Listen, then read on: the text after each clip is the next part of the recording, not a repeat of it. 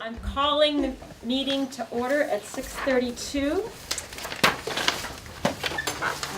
We're waiting on Michael. We have a little different schedule than we normally have today. We're going to have two of the candidates for our area for Senate are going to be making a short presentation, and then we're going to open it up for questions. And although there is far more on our plate that the legislature will be involved in terms of education, the one breaking story has been the Secretary's plan.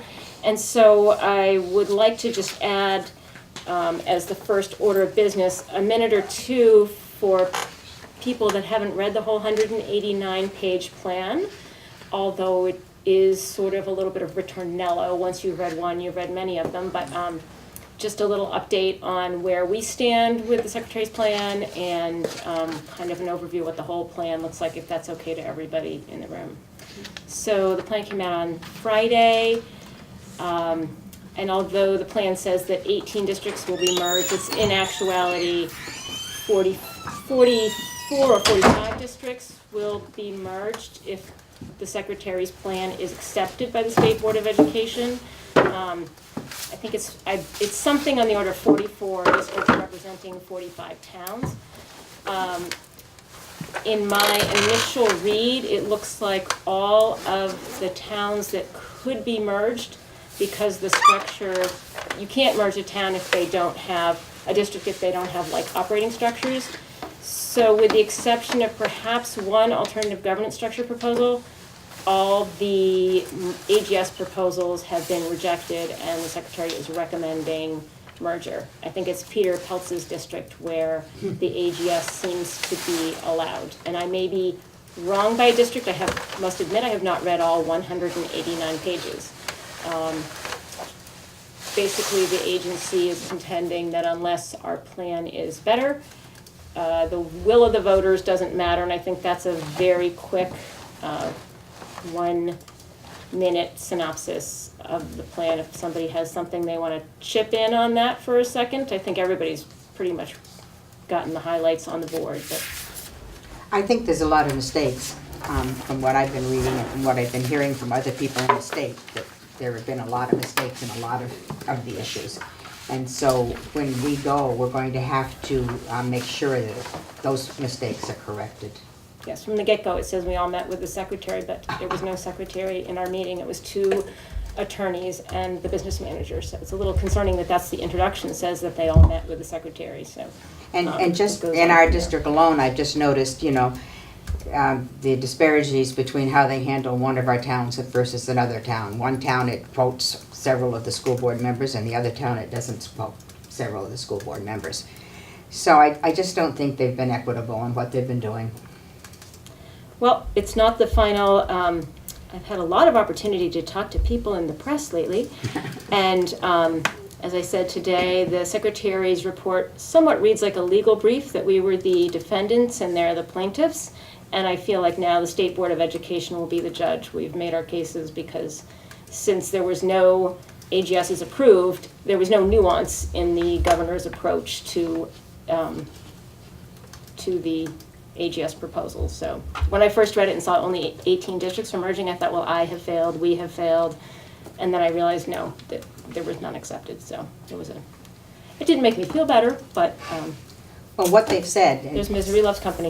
what they said from the very beginning, I think they've continued to do. I don't think they've really listened, because in the very beginning, they mentioned that they told every supervisory union that, you're the poster child for merger. We thought maybe it was just us, but in talking throughout the state, they told other supervisory unions they were the poster child for merging. So I guess we're all poster childs for merging.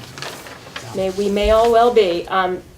So I know that we're all kind of still trying to figure that out, but there's a lot, as we sort of kept abreast of, there's a lot on the legislative plate to mess with our budgeting, our planning, our care and education of our children. So let's try and keep them all in the front of our mind, all the questions we have for our legislators, and not just this particular one. So we've set this up that each candidate has about 3 to 5 minutes to present and discuss their views on education. We really want it to be an education-focused presentation. And then if you're all willing and able to stay on for some questions, and people in Dummerston are kind, and so we will be kind and gentle in our questioning, maybe probing and asking, but As you should be. yes. So do we have a volunteer to go first? I'm happy to, Ladies unless you would like first. to. How's You that? don't know if I'm a lady. They might know otherwise. We'll go alphabetically. Got the balance. BB. Has it on both letters. Question is, can I be seen over the podium? Oh, gotcha. Got me. Okay. Well, good evening, and thank you very much for the invitation. I know most of you, but for those of you who don't know me, I'm Becca Ballant, and I live in Brattleboro.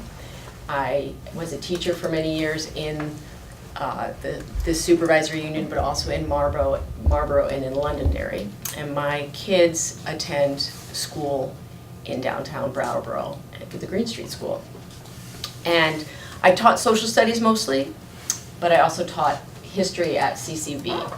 And I am fiercely protective of public education and feel like we're at a time right now, and Jody, you sent me an email recently about many of the attacks, not just within the state, but nationally on public education. And I just want to say it's something that is absolutely on the forefront of my mind in the work that I do. And I'll continue to do the work that I've been doing with the children of our county in the center of my focus as it concerns education. I love the diversity of the students in the district in Brattleboro. And when I go to attend my kids' school for All School Sing every week, I walk in there and I think this school is truly representative of my town. And having kids in the public schools and being involved in the public schools gives me a better understanding of not just my town, but my county and what families are struggling with. If you want to know what families are dealing with, spend some time in a front office at a public school in the county. Go to pick up, go to drop off, talk to people about the tensions that they're under, the stresses that they're under, and trying to cobble together a couple different jobs. Wayne and I were talking earlier about the struggles around childcare and how you do pick up and drop off in the morning when your job doesn't allow you that slush time to figure that out. So our families are amazingly resilient and strong, but I see the schools have an incredible job to do, not just in educating our children, but in really being a safety net in so many different ways. When I was a teacher, we would say that over the course of my career, I went from being a teacher to being more of a social worker. And that was the reality of the situation because of adverse childhood experiences, because of the opioid epidemic, because of poverty. And so I saw it as a teacher, I see it as a parent when I drop my kids off for school. And so I'm critically aware of the ways in which schools are not just about learning environments, although obviously supremely that is the job that we are tasked to do in schools. But schools are places where families get supports in all sorts of ways in order for them to take care of their children. And I think this sometimes is what is missing in conversations sometimes that I have in Montpelier, because so many of them do not have kids directly in the schools anymore. And they'll make a statement in committee and I'll say, that's not at all how schools work anymore. And I understand why you have that focus, but I really need you to stretch your thinking of what it looks like to be a teacher and someone who's on a school board. I mean, we say it all the time, the school board members, they really are the heroes of the state because it's dozens and dozens of hours every month aggregated over the course of your experience, and in the end we are in similar situations. people dislike what you do, people dislike what I do, I understand. So I did want to take time to thank you for that. So it's critical that we continue to support public education. And one of the things that I've noticed is that even my friends who've chosen to send their kids either to private school or are homeschooling their kids, they understand why it's important to have strong public schools. So about 87% of our kids in Vermont are educated in public schools, roughly 10% in independence and another 3% in homeschooling. So the vast majority of our kids come through our public school system. And our communities need us to have strong schools. And it's no secret that we, right now in the legislature, are locked in a battle with the governor over budget, taxes, school funding issues.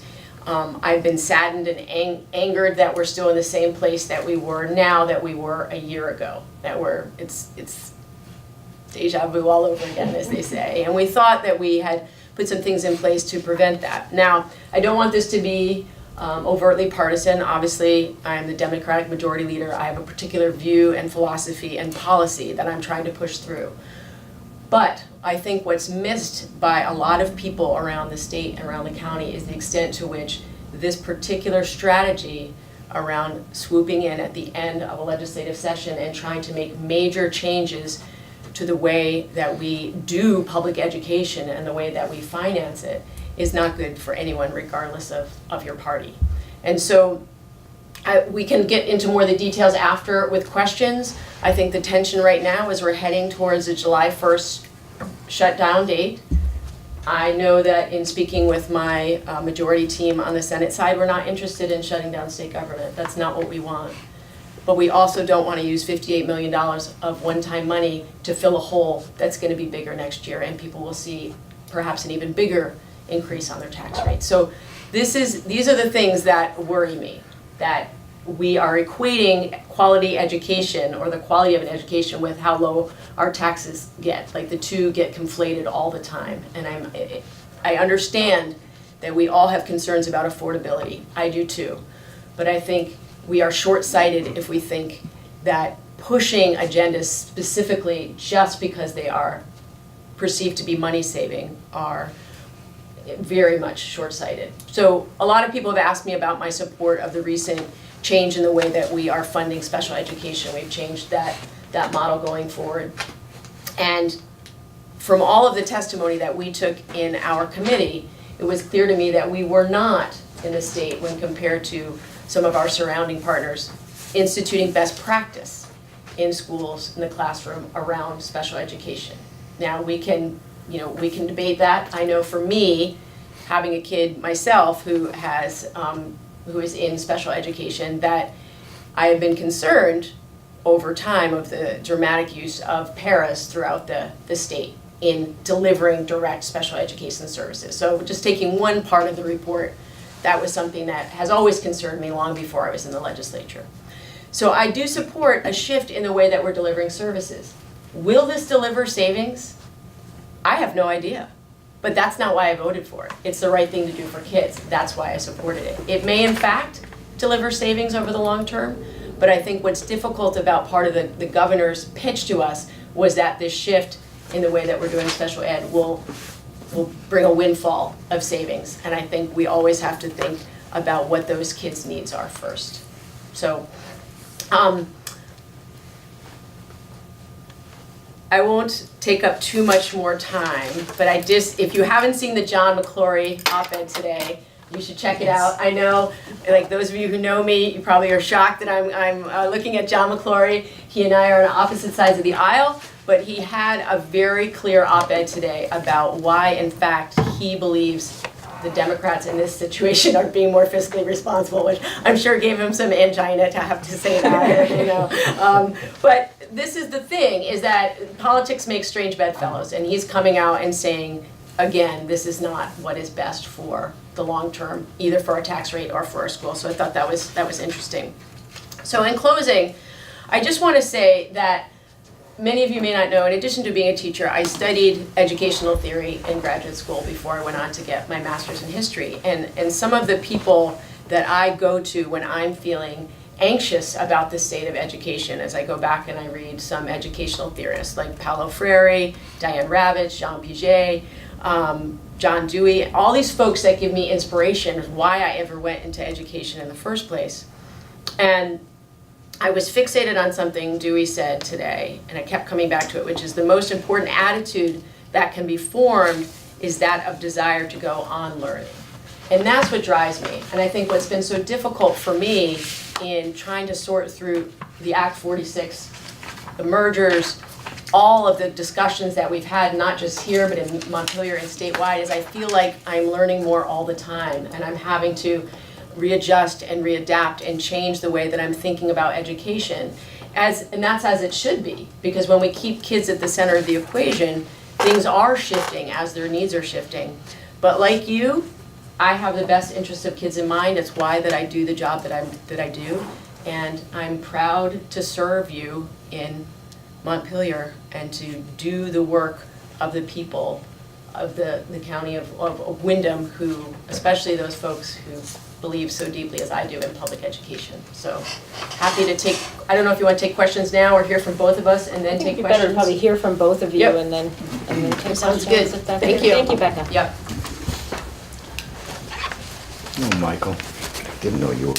I didn't know you worked here too. Multi-talented. I didn't hear from Jeanette at all, did you? No, I did not. Okay. All the candidates were invited. I should have said that at the get-go. but- Oh, I'm sure Miss White has got her hands full in Montpelier. Seems plenty's going on there. My name's Wayne Esty. I also live in Brattleboro. I have a house in Dover, but I'm too much of an extrovert to be hiding amongst the trees in the woods, so I like to stumble out of my place and go across the street and get a cup of coffee, which I need. I'm a retired attorney, and I didn't go to law school until I was 40. Before then, I was a corporate planner for what is now Eversource, but it used to be Northeast Utilities. And I have a master's degree in economics, taught economics and taught statistics. And what I know statistics can do is, as they say, lie.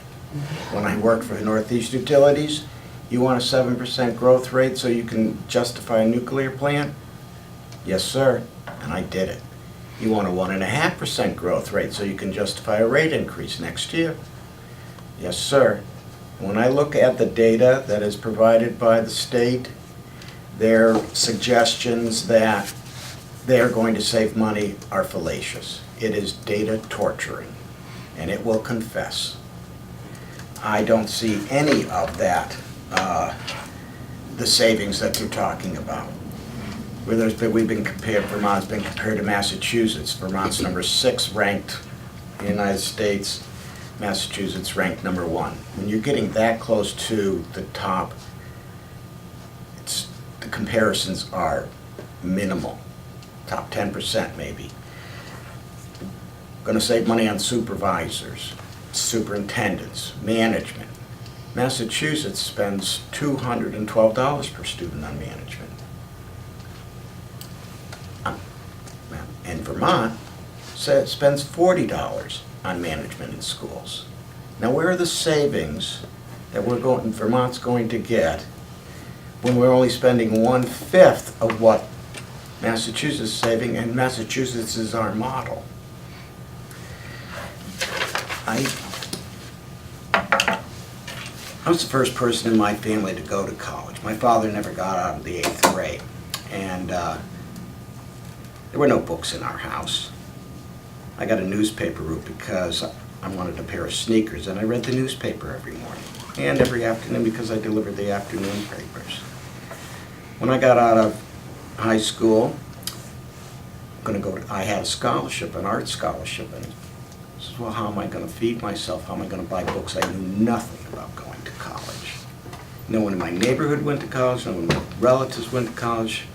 There was no college counseling in my high school. We have wood shop and metal shop. I took an accounting course. It was awful. Awful, my God. So I stopped going. I got an F in the mail. I says, where? I called him up. I says, how come I got an F? And I says, well, let me check just a minute. I don't see any withdrawal papers. That was the first time I ever heard the word withdrawal. Didn't you notice I hadn't come anymore? Apparently not. I ended up taking accounting and got a C. Fortunately, I found economics, which matched my worldview. And economics, education saved my life. I could have been anywhere, done anything.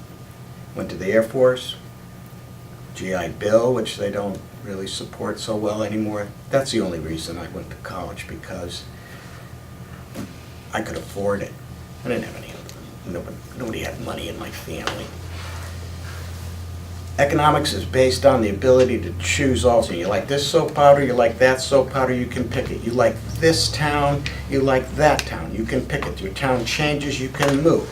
You like this school system, you like this select board, you like this state, you don't move. You can move with your dollars, you should be able to move with your address and go to a different school. If you're all consolidated, your choices are limited. It is inefficient. Love inefficient. Economics byword. I am incredibly angry that anyone would suggest that someone who doesn't agree with them is either stupid or doesn't care for their children. I mean, I can feel myself flushing a little bit. I have 3 kids. There was a time when the best thing I could say about the 2 older ones is they never tried to kill me. They have turned out much better in the end. They're both more successful than I ever was, and my daughter has 2 children, 9 and 6. And it's the reason my wife spends most of the week apart, because she has to bring them to school and pick them up so my daughter and her husband can work and support them. I firmly believe in childcare. If it weren't for my wife before my wife retired and I retired, my daughter spent $24,000 a year in preschool childcare. She figured out that she was working for $2 an hour, and she was making $40,000 a year after everything deduction, and she was leaving her for $2 an hour. She was leaving her kids with someone else to care for. That's wrong. We went through so many babysitters for various reasons that one day they wouldn't show up, one day they were drunk.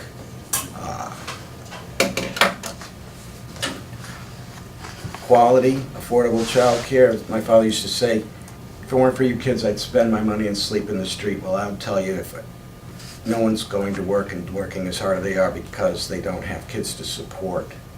And if you can't find a place to put those kids while you're working, I don't know why you would be working.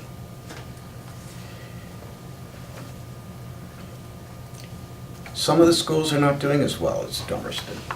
Some of them are not doing very well at all. I was at the town rep meeting for Brattleboro. I'm on the town rep there. Some statistic, and I might get it wrong, something like 50% of the parents were either unemployed or underemployed in the grammar schools. I don't think that's the case in Dummerston. That kind of school population needs a completely different kind of social services in the school than this town does, or Dover does. I don't know how many meals Dover gives out for the weekends and what kind of resources are necessary for that. I don't think it's the same as in some of the other schools.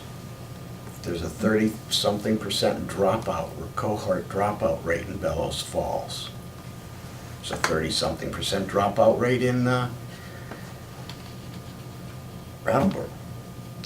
Completely different kind of resources are needed in different schools.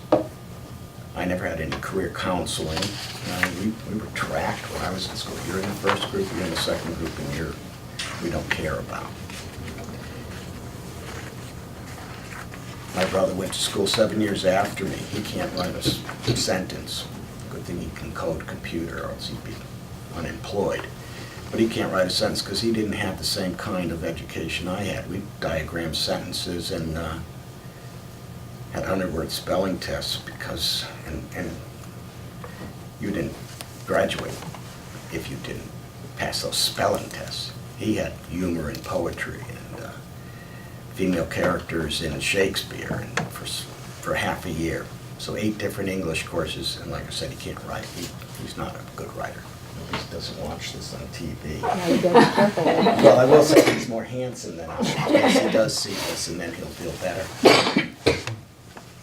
I have never run for office. This is one of the reasons I am running for office. I looked at the different records of people running, and I didn't find a lot of difference between what they would do and what I would do when it came to voting. To tell you the truth, I think you're right on the mark 99.9% of the time. I appreciate your efforts. But I have to say, in spite of the sincerity, it's been unsuccessful. And I don't know why. And I'm not the kind of guy that worries about not making things worse. Because I can't imagine them being any worse than the personal attacks on parents is saying you don't like your kids. It can't be much worse than that. And I have my opinions. They may match some of yours. They may not match some of yours. I'm a bag of goods. As Popeye might have said, I am what I am. I am not a get-along guy. I know you have to get along. You have to, what do they call it, swallowing the rats, making the sausage, all those things. You can't be a one-man show. But there's some things you just have to say, this is the line and I'm not crossing it. And consolidation of government services is wrong for many of the reasons you've already heard about and you hear about and you read about in the paper, but I'll tell you one I have not seen in the paper and I have not heard about. And that is when you consolidate schools, eventually, the teachers, coaches, professionals that work in those schools are going to become consolidated in wherever they have their jobs. Maybe not immediately, eventually. The small towns that have to send their students 45 minutes away, which they do not count in the cost savings, the cost of the kids spending time on the bus, or the cost of the parents who do not want their kids on the bus, and that it's 90 minutes twice a day. That's not included in the cost savings. So with what kids' time doesn't matter on the bus. The Lord of the Flies, the atmosphere on the bus is irrelevant, and why some parents don't want their kids to be involved in the Lord of the Flies on the bus and drive them twice a day for 90 minutes is, I can't imagine why, except maybe they're sane. My kids never took the bus. Sometimes they did. Some kids have it great on the bus. Some kids do not have it great on the bus. When you consolidate, I wanna leave. one last thing, because I really am done, this is it. When you consolidate schools and you get rid of that superintendent, or you get rid of that one principal or someplace, or you get rid of now you only need 2 coaches instead of 3 coaches, you've also gotten rid of the town's intelligentsia. Those are the same people in these towns that are on the select board, on the planning commission, on the volunteer fire department, and this consolidation has the effect of sucking the life out of the towns, not just the children, sucking the children out of the town, but sucking the adults who care and work with those children out of the town and all the other things they volunteer for. And that is also wrong. Thank How you. as I do? Thank you, Ryan. Thank Thank you you. very much.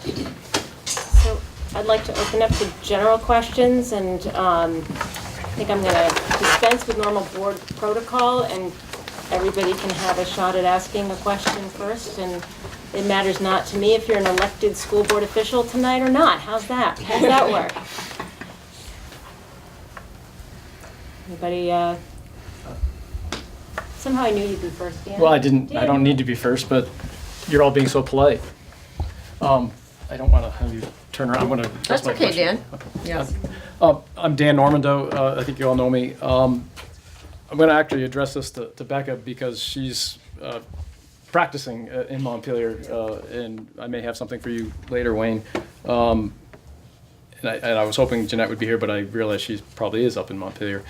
I want to begin by saying that I think you do a fine job in many of your roles, much of what you do for us up in Montpelier. Tonight I have one specific area I wanted to ask you about. And just for a quick minute, I'm going to go back 3 years or 3.5 years. When Act 46 was just 813 or what 832 or some bill in Montpelier, there was a lot of involvement down here amongst boards and the WSESU, and as I think you'll remember, all of our boards and the SU asked the superintendent, and he complied, and he wrote a letter to all of our delegation and the governor and the lieutenant governor and probably others, Secretary of Education, stating that we didn't think this was the right way to go about things, and we argued that we asked for people to not vote for this bill. You and I talked after that bill became law, and you acknowledged that you did vote for it, and you gave the rationale that you thought there were some parts of it that would be beneficial to some areas, and you thought there were some off-ramps to deal with folks like us. Based on what's happened over the last 2.5 years, and then ultimately, I know that the Secretary's recommendation is not the final word, but it's a fairly resounding opinion spoken by someone of some authority, even though I guess there is an interim secretary now. I guess I'd like to know how you feel now about those off-ramps. Do you feel that they still exist and they're not being recognized, or do you feel there aren't any? And will you help us? Because I think the public, the majority, your constituents, our citizens, our neighbors, have all expressed their opinion that we don't want this. So that's I hope it's not too broad of a question, because I know there's many nuances to it. There are. And so I want to start by saying, because I don't want to forget, I called the AOE today to talk about the process going forward, to find out when they were going to be coming down here. And so there will be a meeting in September. As well, I guess you heard that same thing, Jody. And so one of the things that I want to make sure that I get to tell you is that the structure for that meeting is not set at all. So in terms of how it is that you want to convey your information and who you want to hear from and who you want to have more airtime, that is absolutely up for negotiation. So I wanted to say that first. Dan, this has been my most difficult issue, absolutely. Partly because I am both a senator and a mom, someone whose kids are in the public schools, someone who taught in Guilford, and I am juggling all of these different voices. And so it's interesting, in the last, before the report came out on Friday, and I was very surprised at the timing of it. I had no idea it was going to be coming out on Friday right before the weekend. But since the votes happened in the towns, and when the merger idea was voted down, the number of families that I've heard from throughout the county who have said, I can't believe that we didn't merge, that I want to be able to have school choice within the district. I live in Brattleboro, but I want to be able to send my kid to Guilford.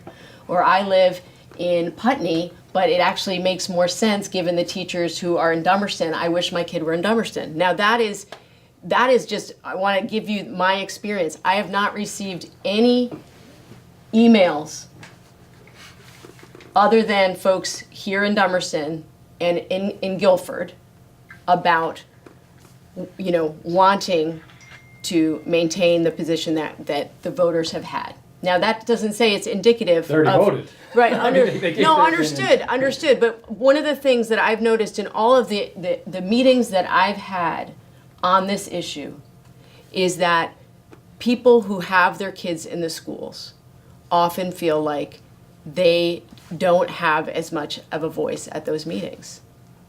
They feel like there is this sense that they can't engage about what the needs are for their particular kids. Now, Which meetings are we speaking about? I'm talking about meetings that I have with constituents. I'm not talking about meetings school board meetings, and I'm not talking about AGS meetings, and I'm not talking about the, Study committee. Study committee? thank you, the study committee. I'm talking about meetings with voters around the county. So this is my meetings, this is what I'm saying, people who come and talk to me. So it's just an interesting observation that I've made. Now, it is clear that the voters who turned out did not want the merger to go forward. And I have had numerous people say to me, so what's my role now? How can you help us navigate this with the AOE and the SBE? And the truth is, I don't know. I don't know what that I can do at this point. We have written a letter as a delegation to say that you should give weight to the AGS. I have personally reached out to people on the State Board of Education to ask them about the process to make sure that the people on the ground would be listened to. I was as surprised as you were, Jody, how many or Christina at the beginning of the meeting talking about how many of the AGS proposals were not, taken into consideration. I've not read the full report yet. I have a lot of questions just like you do. And when Jeanette and I both voted for it, we did feel like there were off-ramps. And so I still believe there should be a way for a district or a supervisory union that is doing the work of making sure that there is equity. Because for me, it's always been about equity. It hasn't been about the cost savings. It's been about making sure, because I taught in Guilford. Guilford, and I don't think I will offend anyone by saying that school is a shell of what it once was. Not in terms of the talent there, not in terms of the programs that they're trying to offer on a shoestring, but in terms of the specials that are offered to the kids, in terms of the opportunities there, it's not the same school it was when I worked there 15, 20 years ago. And that makes me incredibly sad for the kids and those townspeople. So I've always been having an eye to how do you make sure everyone in my county has the same opportunities? And that's my struggle. And I wish that I could tell you exactly what the answer is legislatively. I don't. But I don't feel like we have equity. Is it okay if I have a couple follow-ups? I'll make them quick, just before the train of thought. Hey, lots of people in town. If we go to 10 o'clock, lots of people in Sorry. town. will be Just upset. one, I don't think people that, I think you'd find that the vast majority, if not all of the people that voted against merger aren't also for the things that you're talking about. Oh, indeed. So it's about how it is Absolutely. accomplished. Exactly, And so David. that's a really important point, I think. I agree with you because completely. as Wayne mentioned, I don't think anybody for merger or against merger doesn't No. have the importance of their children and everybody else's children. Yes. There's many voters that don't have children. Yes. They don't have that in the forefront of their mind. It's about how do you How do you bring it to affect fruition? these. Exactly. And the other thing is about you don't know what to do. I can understand that in a general sense, but it's like any problem, Right. problem solving. I mean, if there's things that you don't like, you guys are the lawmakers. You guys are the ones that affect change. It's not necessarily easier, but it is easier for you folks to make the changes than it is for me to make the changes because you're a small collective body of representatives that are there to, senators represent, I mean, I use that No, I term understand what you're generically, saying. to I guess to what make I those meant changes. what I meant was in terms of at this point at this stage of the game, given the process is what I'm talking about. Okay. What are the next steps that need to happen to advocate in the best way for the schools in my district that voted against this? Sure. What is I that? What is guess that avenue? I would finish by saying that Yeah. I think advocacy, a voice, a strong, consistent, persistent advocate, I'd like more than one. I'd like, we have several that are elected to be our advocates. I'd like them all to truly be advocates and help us, guide us through, work with us. There's plenty of people that want to throw their shoulders to the wheel, but we do need someone that is that facilitator, if you will, that knows the mechanisms, has the contacts, and whose voice is more easily received, or you have a voice, and you're on the Senate Ed Committee, and so I think there are many prongs to this, but I'm asking for you to work with both sides, to get us back together. We have, even though we are fractured right now, we have one of the best performing SUs in the state. We were never perfect. We never thought we were perfect. We always can improve. It's something we've all tried to do. We've all talked about that. Right. But blowing up the system for reasons that weren't even appropriate in the first place, without the off-ramps, I mean, I read the law. I think it is. I think, even though I didn't agree with it, Right. I agree that there were off-ramps. There are off-ramps, but they're not being utilized. And if nobody says anything about it, it's just going to keep going. People need to talk about it. Not just talk about it, but Absolutely. to push back. So I'm hoping that you'll agree to help with that. And I think too, one of the things that I need from all of the school boards around the SU is to understand that I want to honor what you want to do here in Dummerston, and I'm also terrified about what's going to happen in Guilford, let's say. Will that school be able to stay open?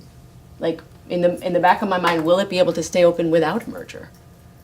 That is, I mean, and so The irony is a merger down the road will probably be the worst thing for them. Well, That's the irony. we can debate it. Well, we should talk about it. And We so we shouldn't ignore can. it.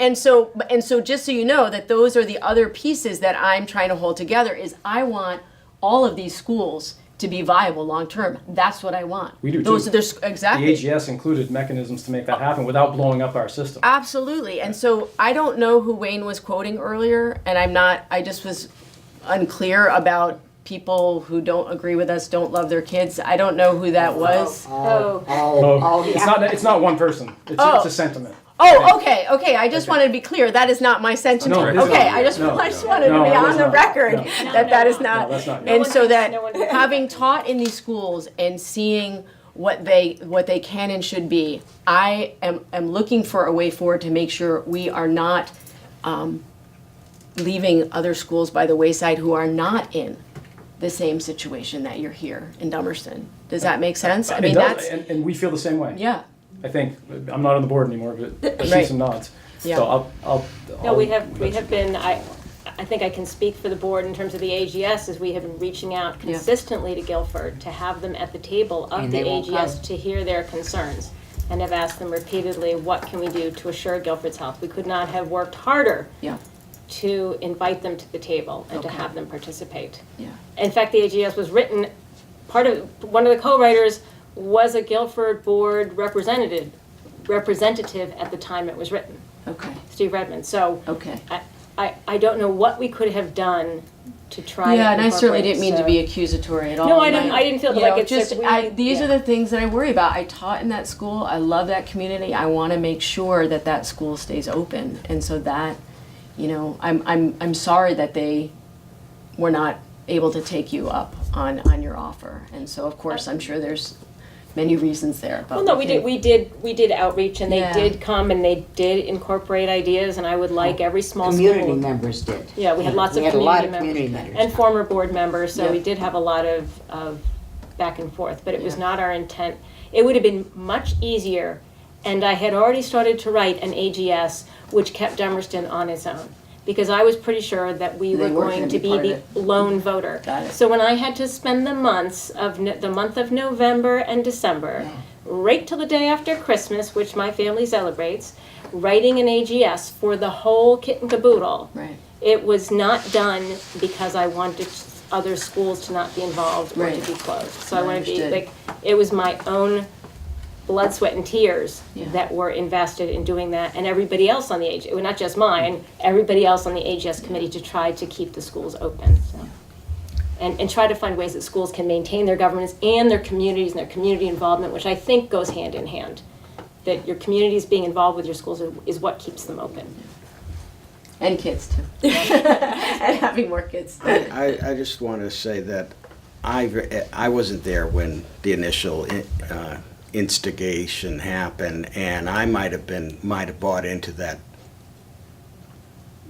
bag of goods at the same time, but I have to sincerely disagree that there's nothing that can be done. I wrote a lot of legislation for my agency, and when a legislator came to our office, we washed the windows and cleaned the microwave oven, and it was, everyone was up to.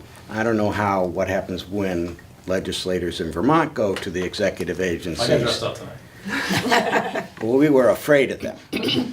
We were desperately afraid of them because, and the bosses were afraid of them, because they would not get appointed. They could be squeezed, appointed by the governor. That is, I'm assuming it's with consent of the Senate. They can have that taken away as well. Budgets can be cut. They didn't like while we were regulating cable companies. Federal government just took it away. You don't like how the Board of Education is operating? Abolish it. Oh, well, maybe they do some good things. Okay, so you leave the good things and you strip them of half of their budget. And then if they don't pay attention, then you cut that half budget in a quarter until they no longer have the resources to do things that the voters don't want them to do. They should be afraid of the legislature. They should not be telling the legislature what to do. The legislature is the boss of them. I wouldn't say there's nothing we can do. Thanks, man. Any other, Jody? Well, I'll say a few things. Talking to Becca and Wayne, the whole problem is governance. That's been the whole issue all along. And when you get to a consolidated governance, you lose your community. You take a look at what happens in Brattleboro at the high school for their meetings and their votes. Nobody comes. Nobody goes to their meetings or whatever. You know, we're much more open, we're much more community involvement with the smaller schools. So the governance is the issue. You mentioned the process, and you mentioned that the AOE's hasn't set the thing for September. I pretty much feel what it's going to be. I went up and testified on small school grants a month ago. Going up Friday, a group of us are going up again. We were told, for example, that we'd have 5 minutes a person to speak. We get up there with our preparation, you got 2 minutes. You should see us all scrambling to try to cut down to 2 minutes because it's too efficient. It's not listening to the public. I know they're going to come down here. When we went up to do our alternative governance structure, we had a half an hour. Half of that was taken by the two lawyers and the businessman. There wasn't even a secretary there. So can I ask Jody, so it was Brad Emily James. Byrne? No, it's Brad James. Brad It's Molly James. Bachman. Molly and Bachman, who's the other? Donna Russo-Savage. Okay, I mean, Donna wrote the law. Donna's Yep. promoting it now. So I don't feel, and I did watch to see what when the study committee went up there, I did watch their proposal. They were treated a lot more friendly, a lot more openly, and had a little more time than what we were. Come September, they're going to be doing, in one day, they're going to be doing all the ones down here that they're going to be hearing. I don't know how many of them are. I guarantee you, we're not going to get a lot of time to discuss it. Because we need to balance out, present what's wrong with what they have suggested. Donna Russo-Savage told us all along that all she's there is she's neutral, and she and the state board worked very hand in hand with the merger committee, the 706B. They were in constant contact. I mean, the joke was the chairman of our board was on speed dial with him. And Donna told us that she would help us, she would work with us, and we would make a presentation and she would tell us what we might have been wrong or whatever. We haven't had any of that. So it's not an equal process, is what I'm getting at. I'm also want to tell you that since the proposals went in, the boards have changed. Putney's changed their votes as far as how many were pro and how many were against. Brattleboro's changed their votes as to how many are pro and how many were against. You're saying on the school boards? School boards, Yeah. yes, they have. And the proposals that came through had not identified that. The other thing that I do want to just say to you, you mentioned books to read. Have you read the book, Why Rural Schools Matter? Who's the author? I can't tell you right now, but I'm not good with authors, but That's all right, I can will Google it. email That's you. fine. Professor at Bates College. Well, she was a professor at Bates College, At and Bates, she's yeah. taking two southern communities, rural communities, and talking about the community and how the communities and the Right. schools work together, and it's very apropos to what we've got here. It's also mentions in that book about, I think it's I don't know, one of the acts that one of the many acts, maybe it's 60, I can't remember, you know, how it really identifies small schools and how they should be protected. And that's been forgotten through the legislation in the past. And I can send you that too, that particular law. So basically that's, oh, and the other thing I wanted to tell you is that we have heard, it's on tape, and it's been at meetings over and over and over again, that those people who are against merger are for adult issues and they're not for children's issues. And that is totally wrong. There isn't a person in this group that's not for the kids and for education for the kids. And I don't think we have said anything like that to the other side. Can I ask you a question, Yeah. Jody?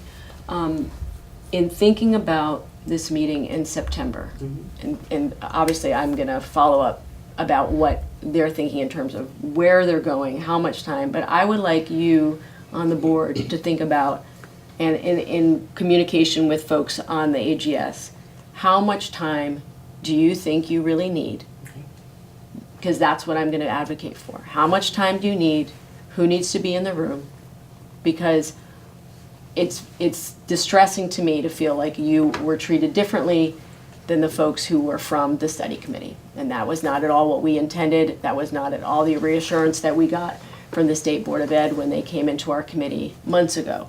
And so if that's the impression that you've been left with, that's troubling. And I want to make sure that this meeting is structured. Sorry, Christine, I'm not trying to cut you off, so you should jump I in. want to cut you off. No, you understand what I'm saying. So I'd like to show you the two videos, the video of the two sections, and let you make your opinion.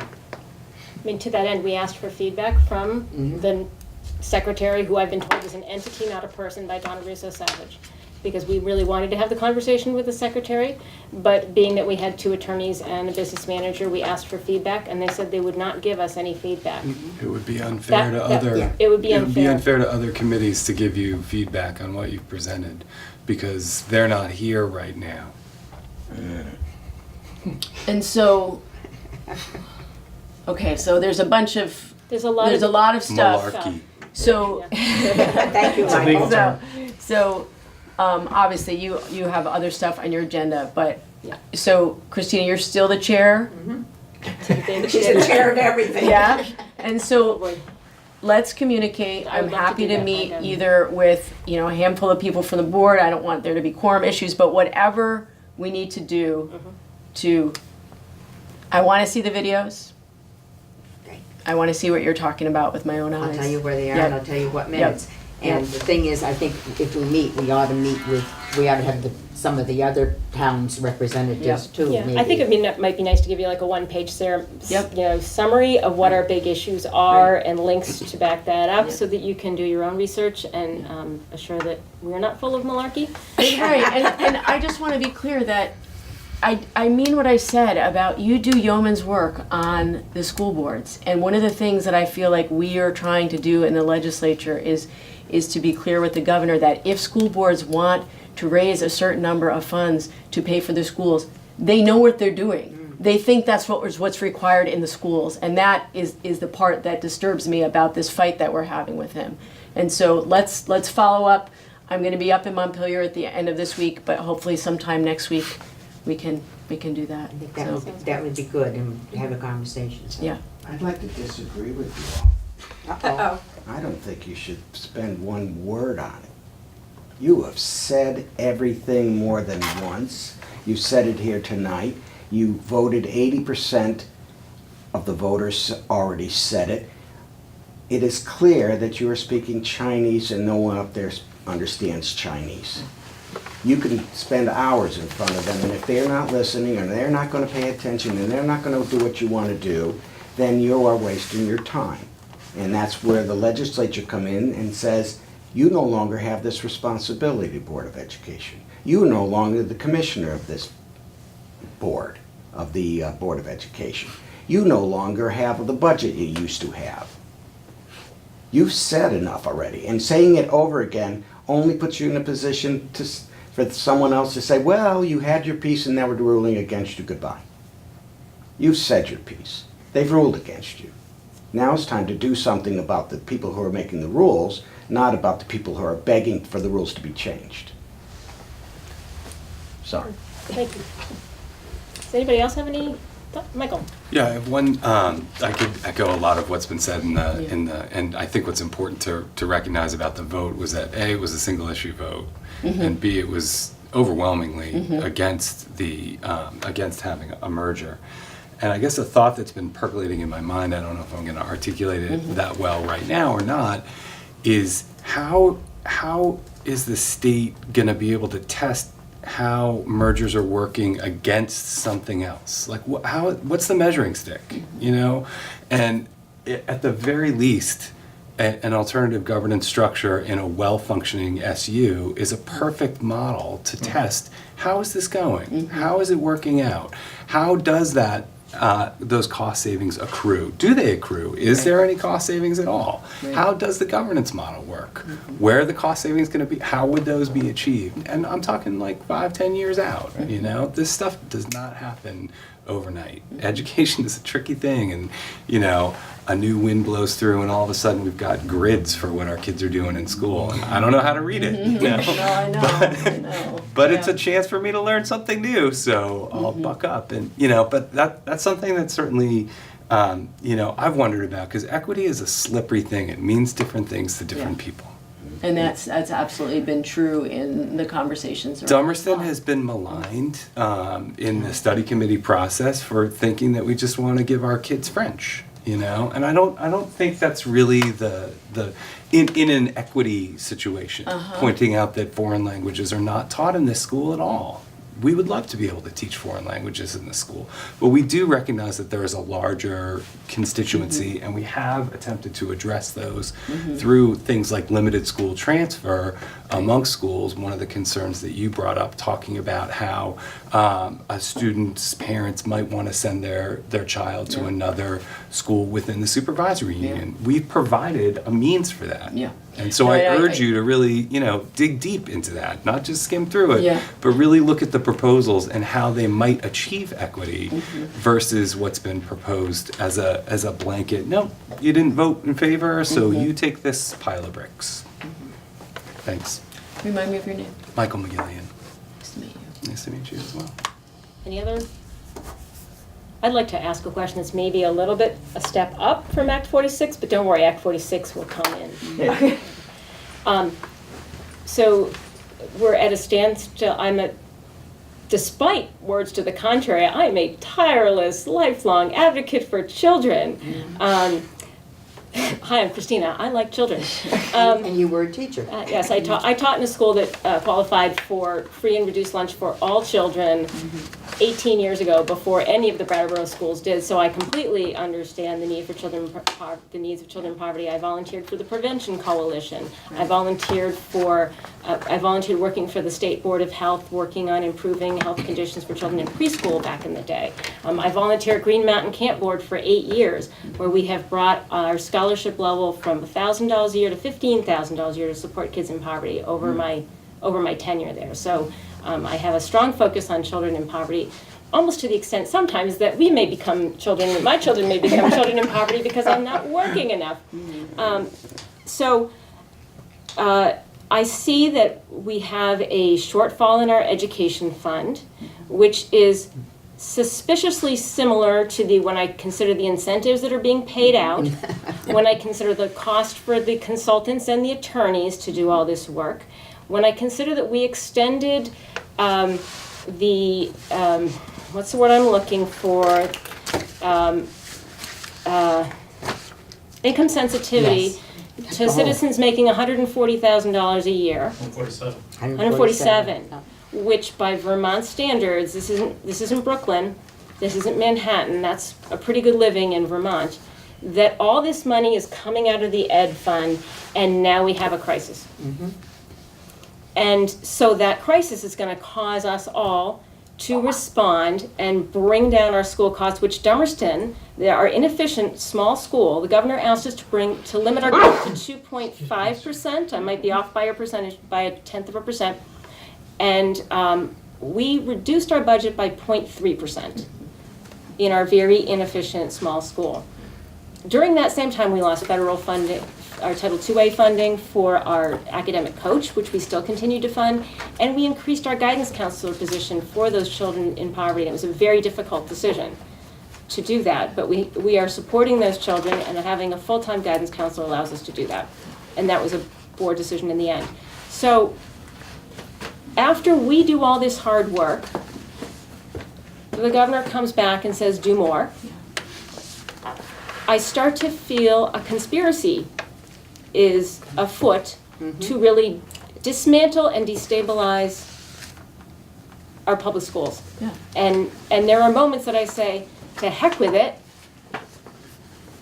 Let's just do vouchers for, I mean, really, in moments of can't beat them, join them. And so how can you prevent people from going to that side and assure that we maintain our strong public schools here? Because Christina, I wish I could. could reassure you. I don't feel reassured this week when the governor made 3 appointments to the State Board of Education, and every single one of them had ties to the private school, to private schools. That was alarming to me. Not because I don't think they have something to contribute, but as I said in my talk, almost 90% of the folks that we are educating are in our public schools, and there should be adequate representation on the Board of Education for those students. And so I do feel like the governor did move the goalposts.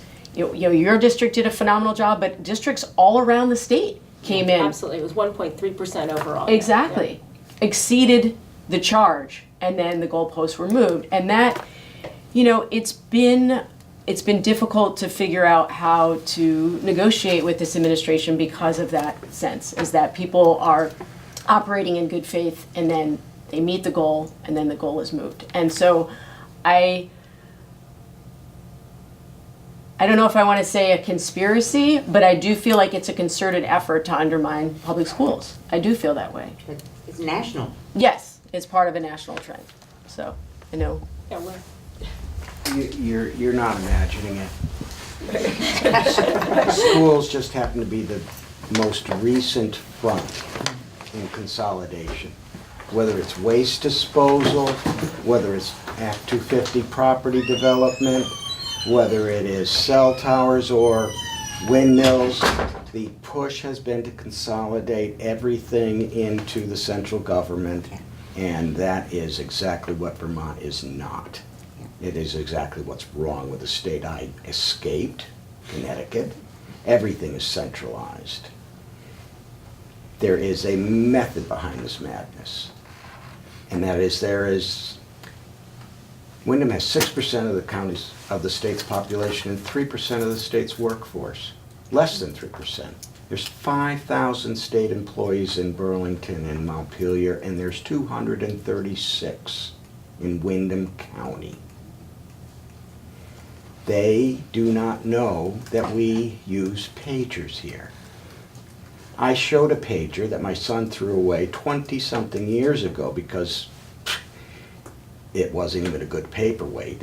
I showed it to the Commissioner of Community and Economic Development. He did not know what it was. He's not much younger than I am. When I told him that the town employees and doctors in Wyndham County are still using pagers, he scoffed. You can't get contracts for those anymore.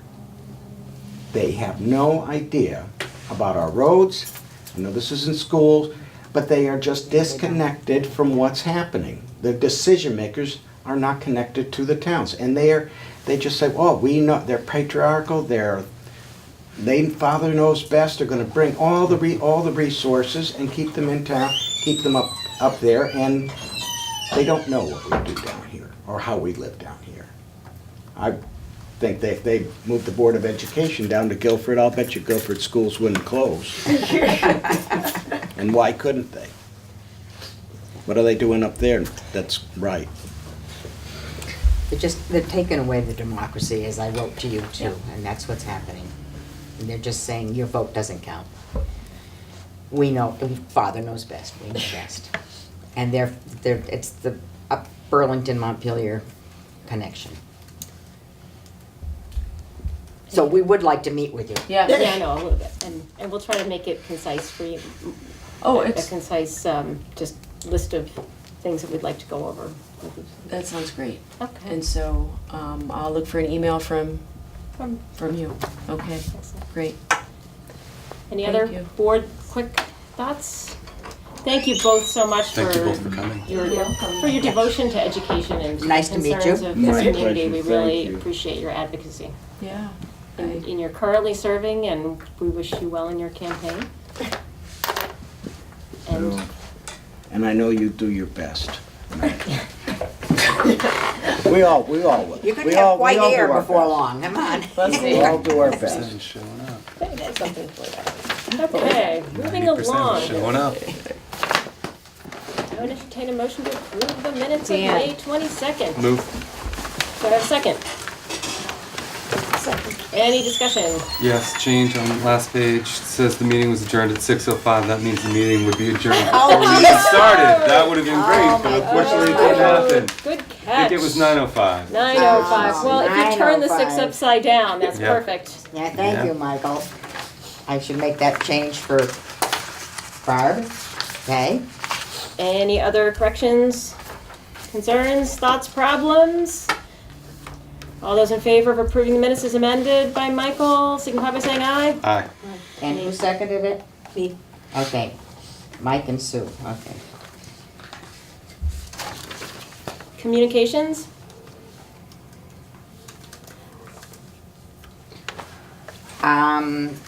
I've had a communication from Mike Merwicki wanting to meet with as big a group as possible Okay. About this, about the AGS. about the AGS and about the agency's proposal. Excellent. I have had communications with Lee Chamberlain, which I'll discuss under the paving bid, and a couple communications with people concerned about the Putney newsletter, and the implication that people who oppose the AGS don't care about children. So, if there's time at the end of the meeting, maybe we can talk about the PCS newsletter a little bit. I think I made a copy, so, and what was that? I think we should. Well, if there's time. 7:40. That took a Okay. little longer than I expected. I should have recognized groups or individual. Oh, do you have money, Michael? I'm I sorry. had a communication with Richard Brookfield, the Food Connects guy, Oh, okay. at the soccer game. We ended up talking about, school-related funding, food contracts, what Dummerston's doing in the future, what had just happened. It was the day after the WSESU vote, and what my hopes individually, but hopefully speaking for the board, were for the food program moving forward. Excellent. I actually similarly had a discussion with a Food Connects person who was at our business talking about purchasing our food for local schools. So, but it was somebody kind of more on the sales side, but just a general discussion about where they came from and what they do. And I guess I have one other thing that I'll put under communications. It's probably the best place to do it. Is I attended the new attended board chair training. Mine statutorily mandated 8 hours. I did 6.5 hours of it. So Lyle and I traveled up to Lake Maury on like the most gorgeous day, and there was a lot of discussion about the governor vetoing the bills, the budget, and there was also a presentation from one of the lawyers for the VSBA, who really recommends that we don't take such copious minutes, that people can then get into arguments about the intent of what was said, and that you keep your minutes kind of crisp. So I'd love to have a discussion about that at a later date as we try to figure out what we're gonna do with our minutes going forward, and I think I may reach out to the VSBA for clarification on the thinking. But when you ask an attorney, should you do this, should you do that, they basically say, no, you should do, oh yeah, I got 2 in the room. I wouldn't do that. I wouldn't do that. Nope, you can't do this. No, you can't do that. So, Stop talking. So perhaps if it's not in a group, in such a large group of superintendents and board chairs, they will be a little more candid about their thoughts behind the size of minutes. But as we know, all that's required by law is who's present, the motions that were made, the votes that were taken. And they tell you nothing about And the meeting. adjournment, and, well, I will look forward to getting more information on that, but I don't know where else to put it, so it's under communications. And having a conversation, right? And having a conversation. I'll put that on for the summer. Wayne, you can't get enough of a good thing, huh? You're staying on. Do you have any other You know, issues? there might be something I might learn something if I'm not careful. You are welcome to stay.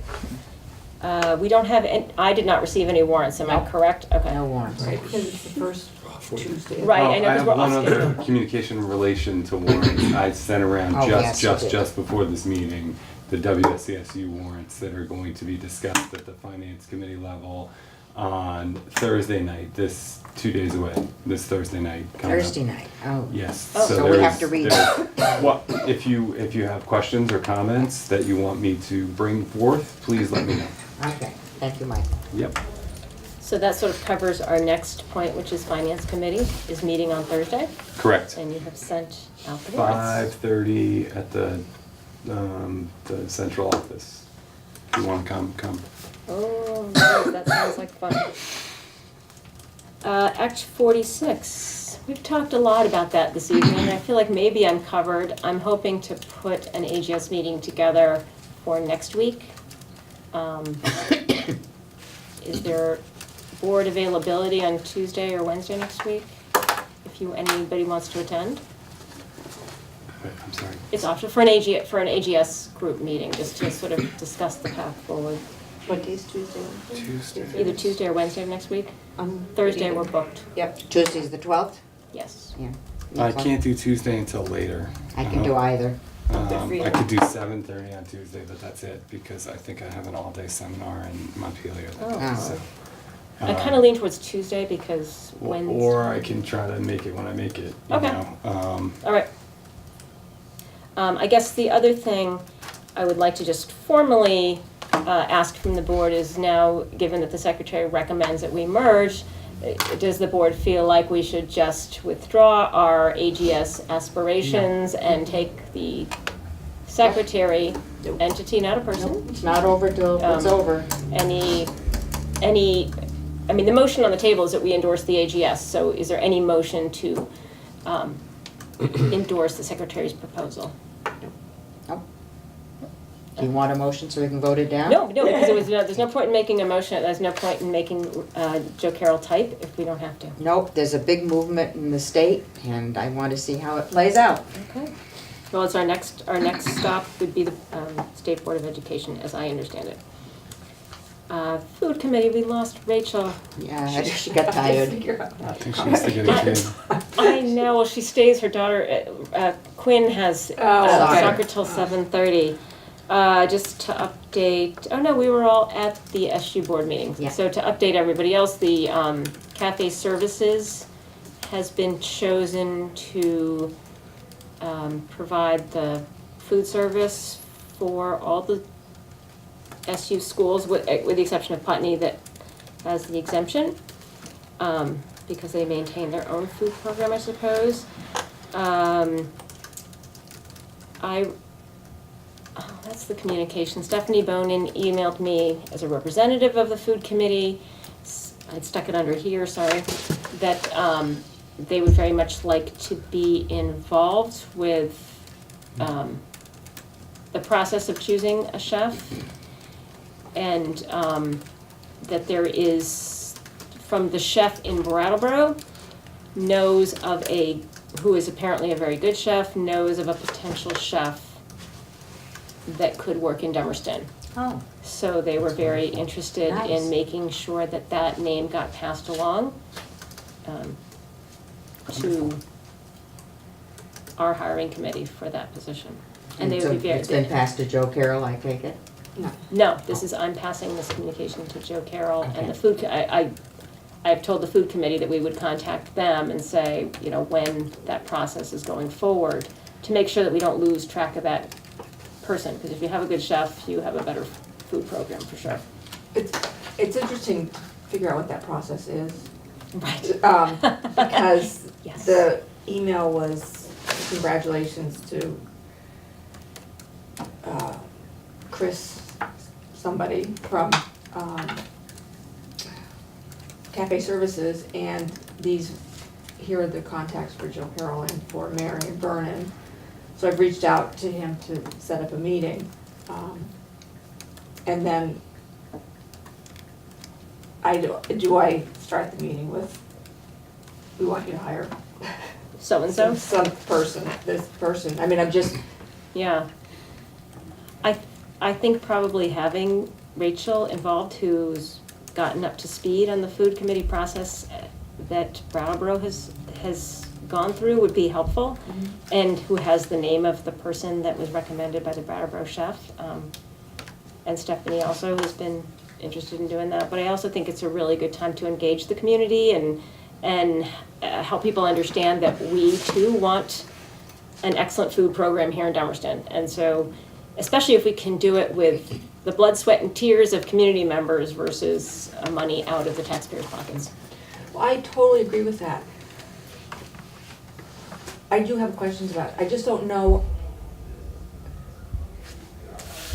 when you contract with a food company, you contract, because I think they're looking at what they have to spend and how they're gonna go about doing it. Right. They want my input in that, or school's input and the committee's input.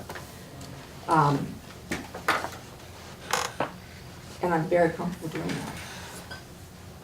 If it gets more than that, if it becomes a determination of hiring specific people, do we have go ahead to do that? Well, at our last meeting, when I was reading the minutes, it did say that there's a whole long paragraph on food service, but at the very end, it said the board agreed to move forward on the recommendation for cafe services with input on chef candidates. And that triggered a little memory of that discussion, thinking about how other communities had involvement with the chef input, and that we wanted the same for Dummerston.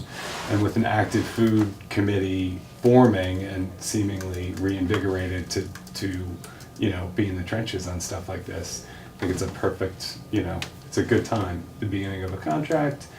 I don't know that we have, absolute veto power or say over who they choose, but if we're dissatisfied, we should make that known on an earlier basis. And I think we should definitely lobby for a candidate that we believe, has a solid recommendation from another, literally someone who cooks in schools. So For cafe services. cafe services, I think it is a cafe services chef as This well. person is a cafe chef. Oh, Yeah, I think they're, have worked for cafe services, but would be more interested in working here, perhaps.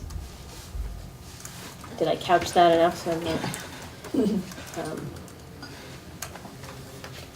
And I think we did ask that question at the SU level, and we were assured that we would be allowed to have input in the hiring of that those. was clear, that was the one thing I wanted to make sure Yeah. happened. We had input. I just didn't know. How much? But it makes sense to have representatives from the committee at the initial meeting. I think it does, and I think it sets the tone that we have a community interest in it. I think it's a winner on so many levels. Yeah. And I think you can't do everything, Joe Carroll. And we You have can people. try. Just Well, I wanted don't to mean to say you contact with- can't do everything. I don't mean to say you can't do everything, but where we can get some help to help you be successful at the things that you really excel in, and then have people whose expertise is food, and try to use those people would be a great asset. Any other committees I have forgotten? Excellent. Anything on the administrative end, Joe Carroll? I just wanted to make a note that on the agenda, it has that the Thursday's graduation is at 6 o'clock, but that's 6:30. Oh, thank you. Huh. And, 6:30 graduation. yes, and we're not going to meet next Tuesday? or- No. Okay, so the next meeting will be Well, the Yes. didn't you just say you were gonna meet next Tuesday?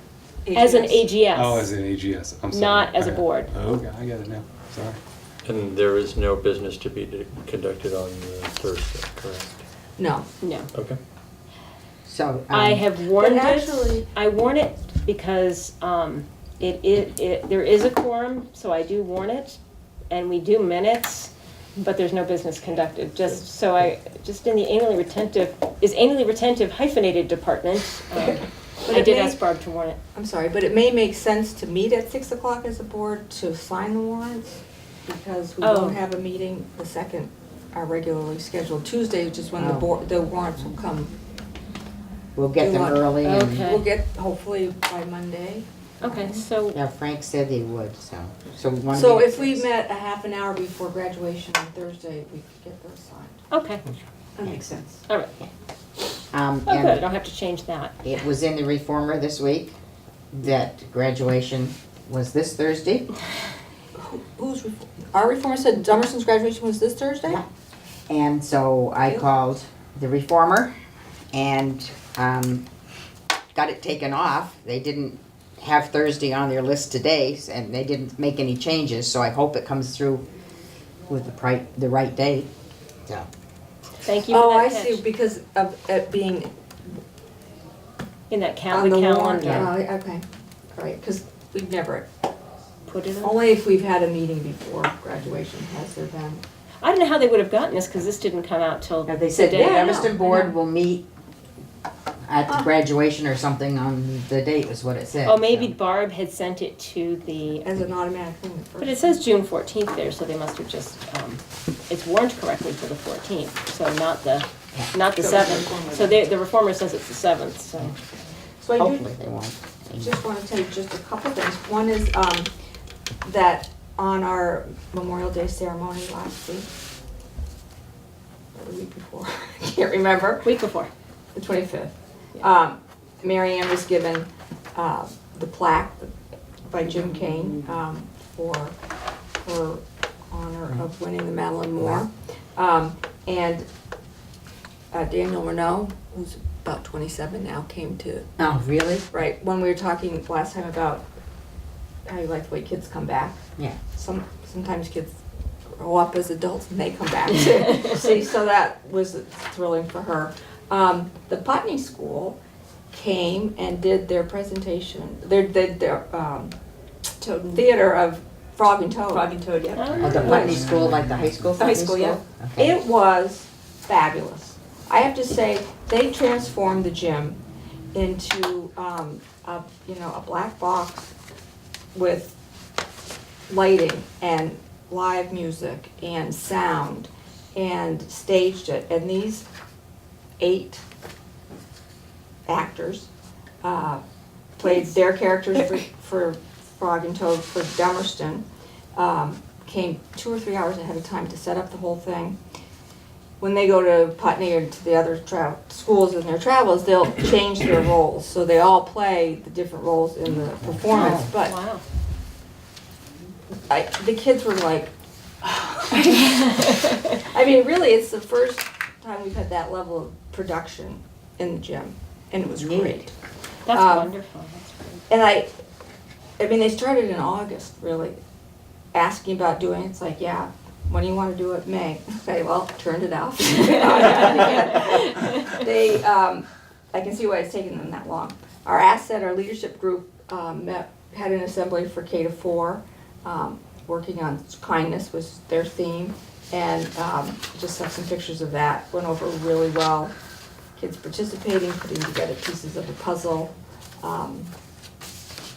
So yeah, it was great. Excellent. That's it. Can I add something? Mhm. I don't think it's come up here, but Ellen Rago has been doing World War II and working with the Historical Oh, yeah, Society. yes. There were about 7 members who came down who talked about their thoughts of World War II growing up. And Margaret Evans was one of them, who was in London with the blackout curtains and During the Blitz. and they were the class really enjoyed their being here and talking to them, and I think as I said, there were 7 of them. So it's kind of, the Historical Society is trying to work with the school hand in hand, and like we've got the exhibit up now, which is the schools, the kids' Yeah. posters and stuff. And it's something that we'd like to continue as a Historical Society member, that we'd like to continue with it.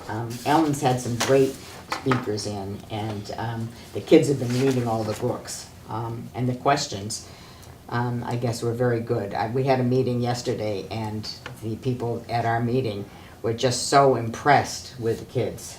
And I guess the demeanor Yeah.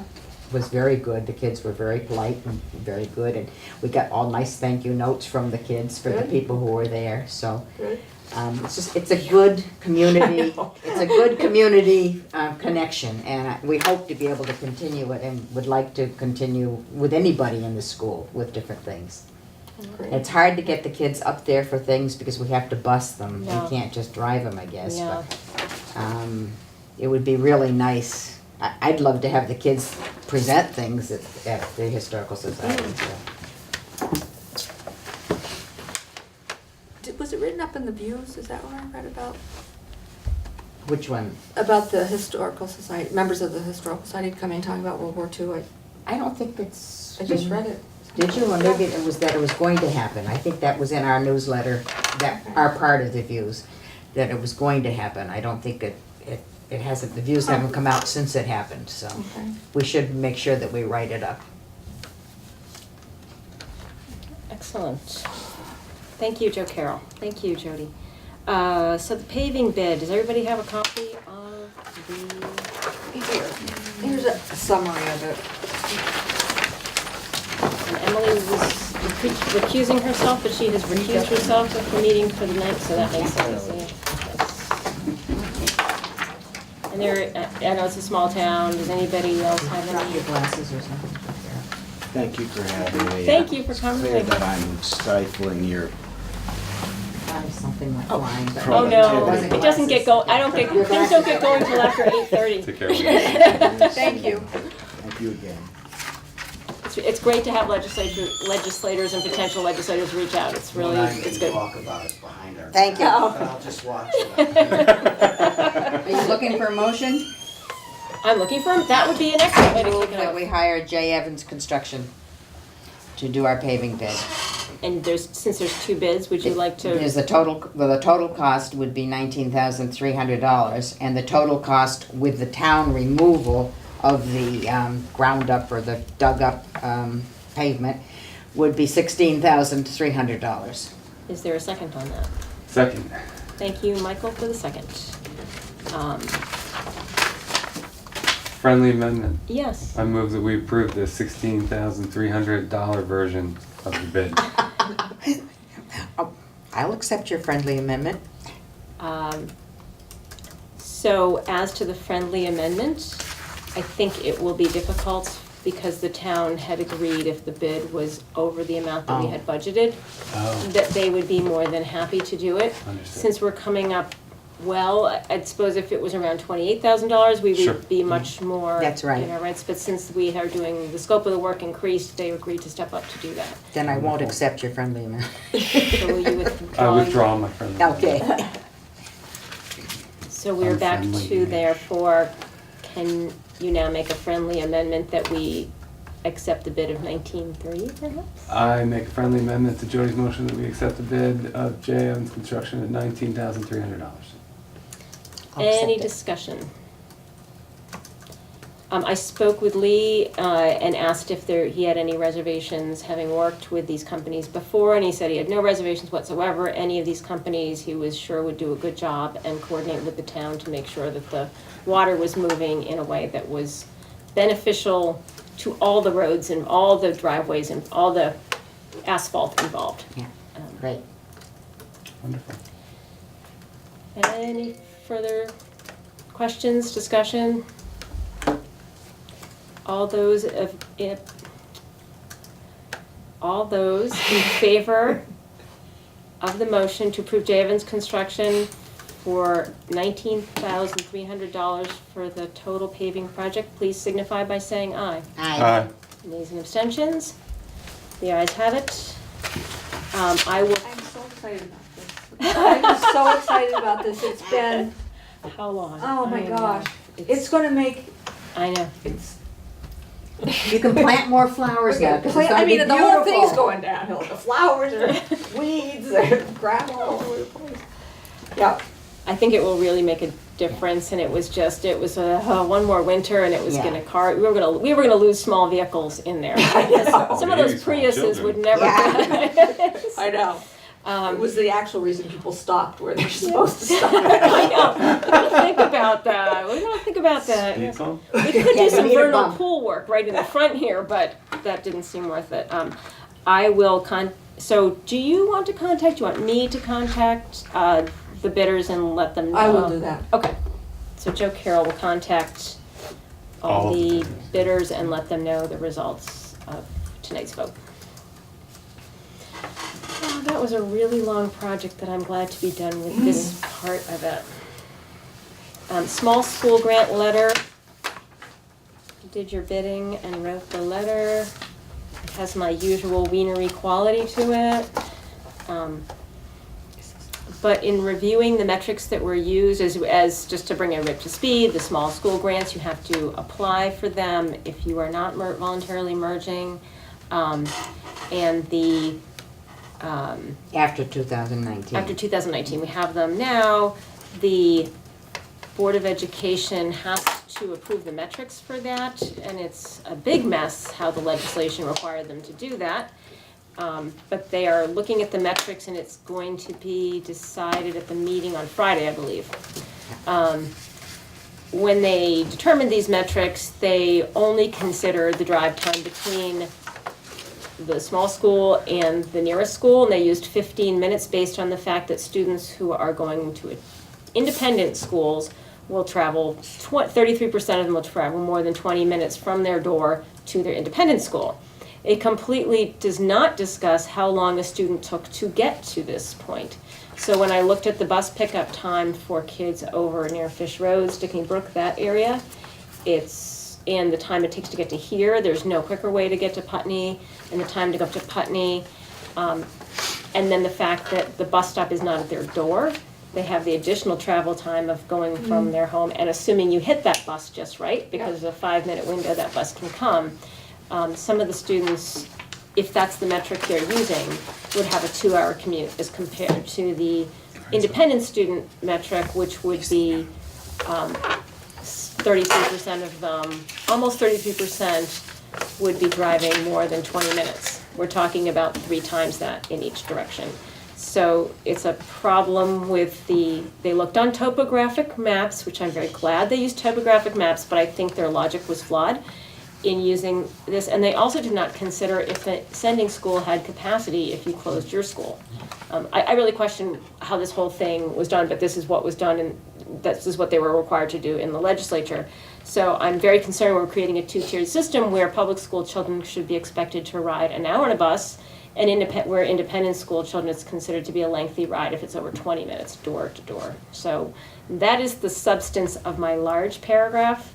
My smaller paragraph is just my concern that Act 60 and Brigham really talk about supporting small schools, and it does not, their need to provide equity as per Brigham, in my opinion, in our opinion, is not abrogated by Act 4649.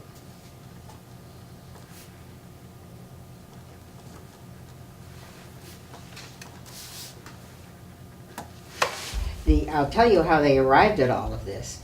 It was a big rush. We have to get it done because we have a timeline. Well, it goes back to when Villa Seca was Secretary of Education, actually. I did my usual, Yeah. crazy Christina work on this, and so they gathered over topographic maps, and, yeah. So it was not done with modern Google Maps either, or check. So what's interesting is that when you apply for an Act 250 permit in the state of Vermont, one of the things that you're required to do is a traffic study, a formal traffic Yes. study for certain size projects. Well, actually, for all Act 250 projects within the state of Vermont, one of the criteria that you need to meet is the fact that there will be no adverse impacts to traffic. So what's interesting is that like the onus on someone who wants to do some sort of development for whatever purpose in the state of Vermont, except the state of Vermont, who's exempt from 1950. The onus is on the party to prove those things, right? And here it seems like a totally arbitrary, and I think that's kind of the takeaway of what you're trying to get to, totally arbitrary methodology to reach the predetermined conclusion that it won't be making schools geographically isolated. Right. And at their meeting, it was very interesting because they talked about the Google Maps and the GPSs. Mm-hmm. And several of the people said, you know, they're not very good.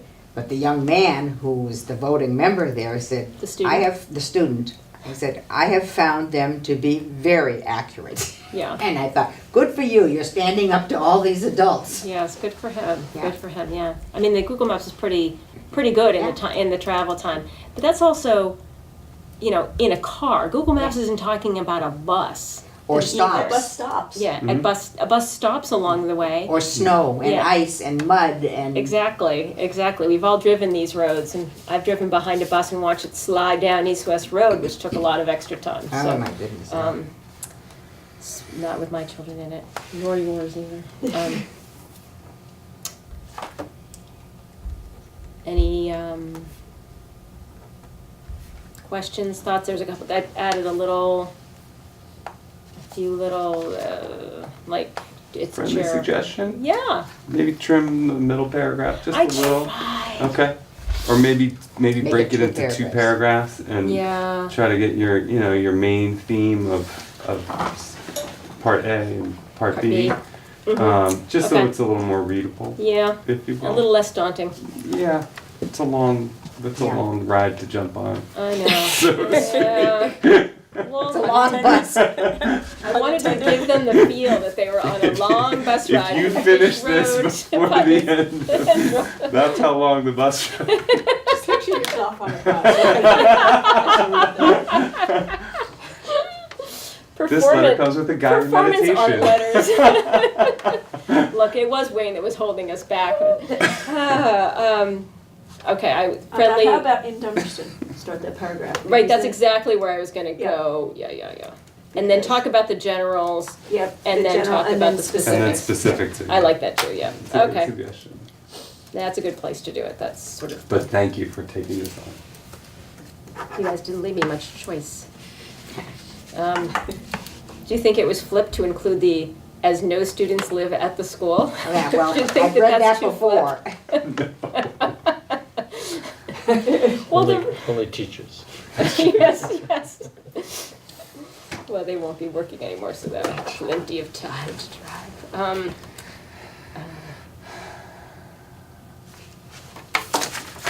So that's not considered to be too sarcastic sounding? for I don't Board think of so, Education? but It's- you know, that's just me. Maybe you weren't the best one to And- ask. There's a scheduled bus trip for many students, plural, not possessive. Oh, yeah, thank you. Thank you. One of my texts. Sue, that's one of of your things. Yeah. Oh, the apostrophe. You didn't pick up on that. I picked up on that. You didn't pick up on it. Well. I move to was- approve the draft presented with changes as needed to make it more readable, as determined by the chair authoring the letter. Is there a second on Michael's motion? Second. Thank you, Sue, for the second. Any further discussion?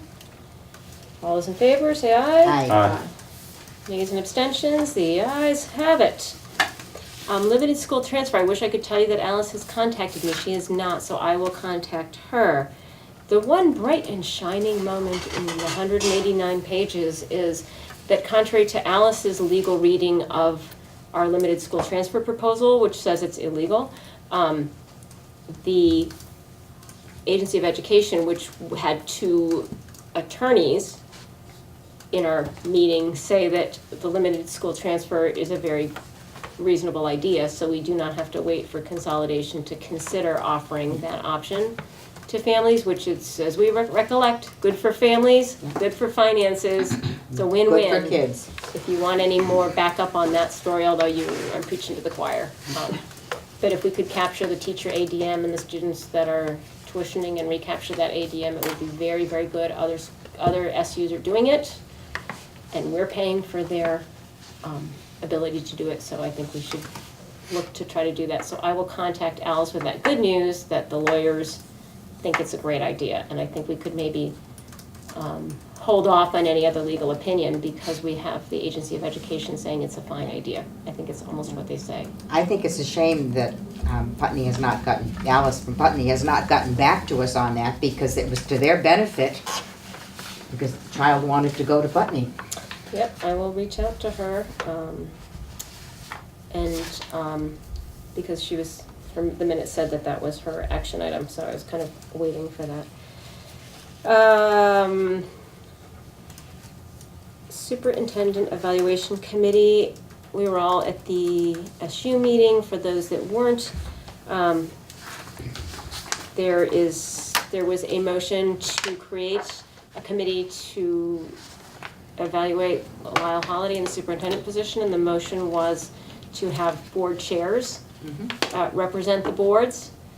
And I'm bringing it back to the board to see if the board is comfortable with me representing the board in the process of creating an evaluation. That evaluation, the SU voted to use VSBA services for $1,000 to create a more modern rubric-based evaluation based on the criteria that this evaluation committee comes up with in working with the VSBA. And we had a healthy discussion about the spending of $1,000, but it's a one-time fee, and I think it would be really good. It would be money well spent to bring our evaluation up to a level that is easier to do, more descriptive, more helpful, and then we don't have to pay it again because we'll probably want to do tweaks, but once we've gone through the process, it'll be easier for us to tweak the document and not have to pay $1,000 going forward. And I think evaluation is kind of something that we're trying to do a better job of as a whole, so it's good to invest in doing it the right way, in my opinion. I mean, that's how the SU voted as well. I move to allow Christina or her designee, in case she doesn't want to do it, to be on the committee to evaluate the superintendent. Second. Further discussion? Yeah, I do have some discussion. The discussion at the SU was the fact that principals and other people were going to be involved in this. Is that still the case? Yes, I believe so. They're looking to do Because she works with the people in her office and here. SU staff, principals, Okay, school board members. so we don't have to deal with any of that, just with, okay. It would probably be an overreach of our power, but I'm not against an overreach of our power in principle, Jody. We can talk. Okay, so we need a vote then. So, all those in favor of the motion to have Christina or to have myself or my designee represent the Dummerston School Board on the Superintendent Evaluation Committee, please signify by saying aye. Aye. Nays and abstentions. The ayes have it. Okay, I think what I would like to do with this next item, the draft revision to the SU policy, firearms and dangerous and deadly weapons, because the SU board will not be meeting for a while, but I just wanted to put it on the table with the whole board that we all take a look at it. Dummerston, at the last time we had a pause review, Dummerston had their pencils sharpened, their comments at the ready, and I think helped create a document that was more cogent and more in line with what the SU wanted. So no pressure, but I'd like us to do as well on the firearms, the revisions to the firearms policy. Lyle is collecting, if there are questions or concerns that need to go to lawyers, she's collecting that information so that that can get sort of dealt with in a package rather than in dribs and drabs. Yeah, I think that we all had the question Good about idea. the 1,000 feet of the school zone and how exactly that. And then the officers, yeah. Police Yeah, officers. yeah, yeah. I think that's in the draft revision that, It is? that I Barb haven't read the draft attached it. revision, so. Do you have a copy of? Barb sent it around with the agenda, so I don't have a It's hard. online. I swear to God, Oh, she doesn't put you on that? Well, then we need to, I asked her to attach it when, because there were some revisions that the Revisions since the SU meeting? No, the SU meeting, not the oh, revisions, sorry, there was the So- SU revisions, I can, Should I, when I forward- send stuff into Barb, should I ask her to send stuff to Joe Carroll? Because she's not getting a lot of stuff. Yeah, can you do that? It seems so not right to have Joe Carroll not involved. Things got a little fluffily. I think the agenda didn't get posted, so I don't know if there was someone out or something, because, Well, she was out Oh, Barb was Friday out? and Monday or something. She was out Oh, for a while. okay. Because when I sent something in, it came back and said, I'm out of the office. Oh, So okay. our minutes are late getting put up because she wasn't in the office, Yeah. so. So I will have her make sure that she sends important things to Joe Carroll. Do you copy Sue Dale? Copy the Yes. forms. Okay. Yeah, thank you, Mike. It didn't, No problem. I got a copy of it on, What date? Because the 4th is just the revised agenda. how about I send it at the end of the meeting? Okay, If I have to open my computer and get it started, then yeah, it's just. Yeah. Paul's gonna fall asleep, so. Breathe, breathe. You know, I don't- forgot I just something have the under revised agenda on the communications. last email. Okay, I think it was on, I asked her to send it around, so, maybe it didn't go with everybody, but I remember seeing it, and I said, oh, I have a copy of that, so I can't remember where I saw it, so. Did everybody get this in their packet? Or was this something I I'm think that was supposed to- you that you should have actually Yeah, communicated. under communications, all right. Yeah, Can I do it now? of course. The board has received, you're invited to the Dummerston School 8th grade graduation located at Dummerston School, June 14th, 2018 at 6:30 PM. Sorry about that. Well, we have our meeting scheduled, so. Thought it had to be there.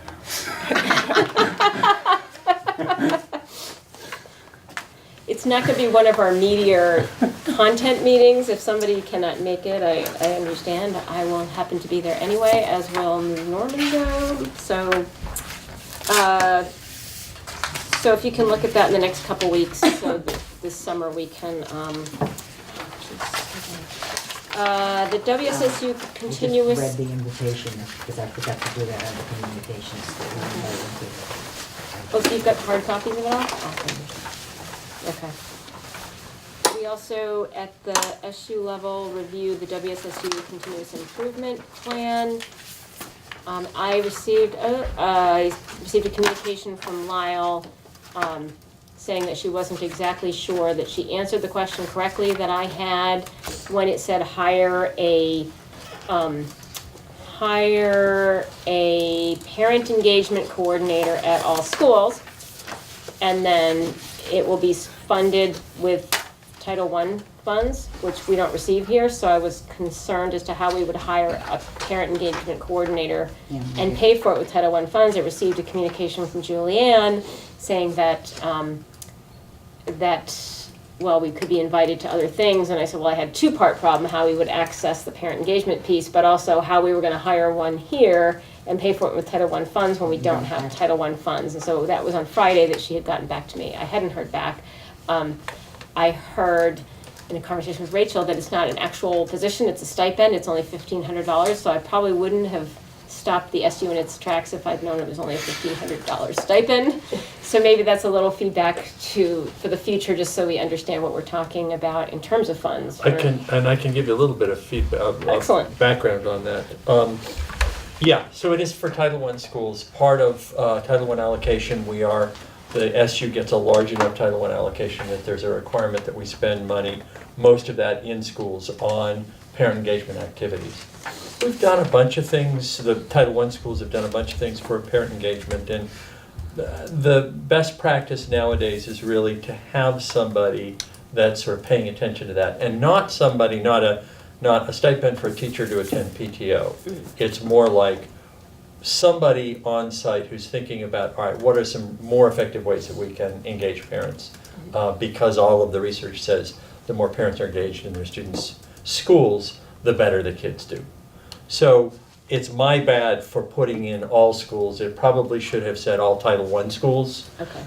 But on the other hand, it is best practice. And if there could be in the non-Title I schools, that is to say Dummerston and Vernon, a parent involvement, a parent engagement coordinator, that'd be a great thing because that's what the research says. Well, I think that'd be a good thing to maybe rephrase that Sure. in a way so Sure. that when we're thinking about budgeting and best practices and the talent that we have and the interest we have, that we put that in the hopper. Is this one is ours? Sorry, School and yes. not SU. The SU one is the one that we got at the SU meeting. but They this look one the is same. Dummerston's. Yeah, that one's. They look Okay. the same for good reason. Yes, they're Are they the same? harmonized, yeah. They're Okay, harmonized. They're but- not completely the same. They are, No. yeah, they are not. okay, but this one is definitely Dummerston. And this has even been tweaked a little bit since we gave it to you. And it's just in terms of language, and I highlighted a couple, in red you'll see, is this, we're talking about this now? Yeah. In the red you'll see, it's just, it doesn't read right. It needs to be changed for reading ease, and it's not exactly saying what we want it to say, so. There's not too much red. No, That's it. and you know, if you went, compared it to the other one, there's some changes that you wouldn't notice, but just mostly in terms of readability and defining some of the concepts that we're talking about. Not in the intent of the goals overall, or how we spend it.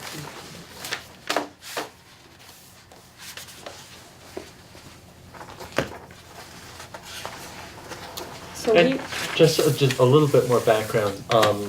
They used to be called strategic plans, then they were called action plans, then they were called Green Mountain Star plans, and this is the newest version of sort of long-term planning. And in this case, many of the activity, anything that gets put in federal programs grants for the whole district, like literacy coaches, math coaches, needs to find itself in either the SU or individual board continuous improvement plans. In other words, in writing a federal programs grant for Title I, Title IIA, and new Title IV, I have to say, see X, Y, or Z in a particular continuous improvement plan.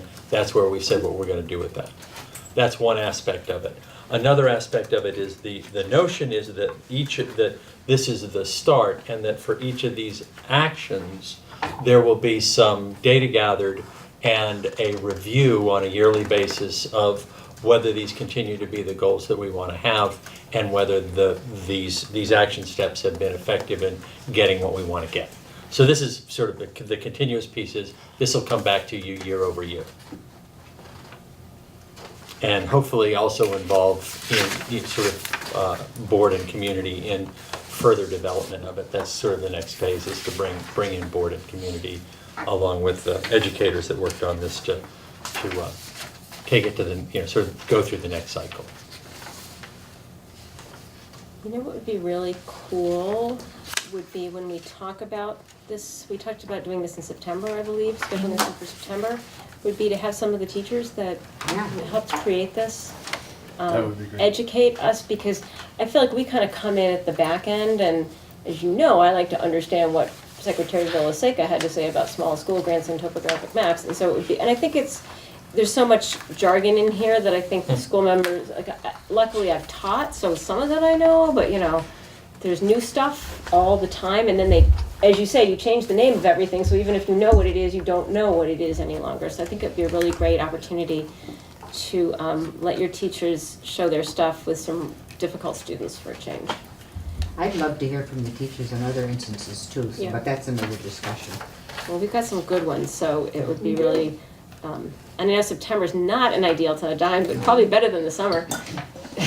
Well, it's been tough finding an ideal time Teachers. with the agendas of the I know. past Yeah. Yes. year. Yes. I mean, when would they come talk tonight? I know. It's all gonna get better though. It's going to get better. I'm a cup half full girl.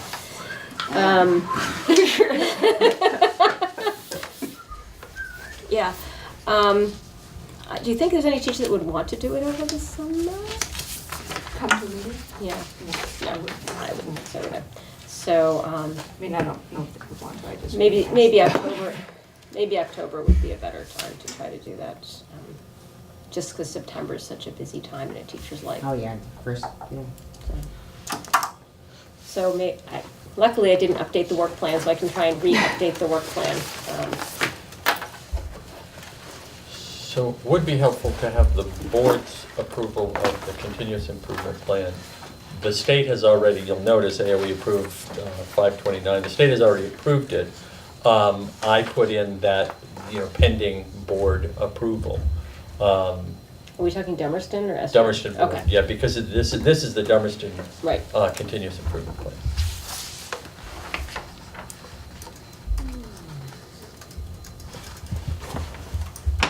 Christine, if you hurry, you can get out of here by 8:30. What do folks want to do? Do you want to? I honestly haven't had a chance to read this all the way Right. through, and I would love to read it and compare it to what we see at the WSESU, Yeah. because it's this type of document that makes me think more and more about what is a small school versus what is a consolidated Yeah, right. school. So I'm curious as to how that read might go for me, and I'm also, it's not something I prefer to rush, and it seems like we're not waiting for a state approval, or need to have it to tee it up for a state approval. So I too would like to spend a little time on it because I think it defines your funding priorities as a school, and so to try to have my budget hat on with this would be really beneficial if it's not holding up anything in terms of the world view of things. So maybe we should look at a July or we're not meeting in July, right? We're thinking we won't meet in July. Correct. It's because Joe Carroll wants to be here in a month. I don't wanna- It's We're fine. it's We're messy fine. in here. So in our August meeting, maybe we could plan, is Michael not here in August? maybe not, but we'll see. Yeah, you're not usually here, huh? Uh, Is it something we September too late? wanted to do on a kind of a retreat away from here? Well, we or had talked something? about doing that in late August. Good idea. I It kind could of be feel like added it's, to a retreat agenda Yeah. if we do a retreat of some. and we're gonna try to kind, schedule shape, that at our form. last June meeting, so, okay. I'll put that on. I think that's a great idea, so we can actually have a little time to think about it and just understand the priorities. Okay.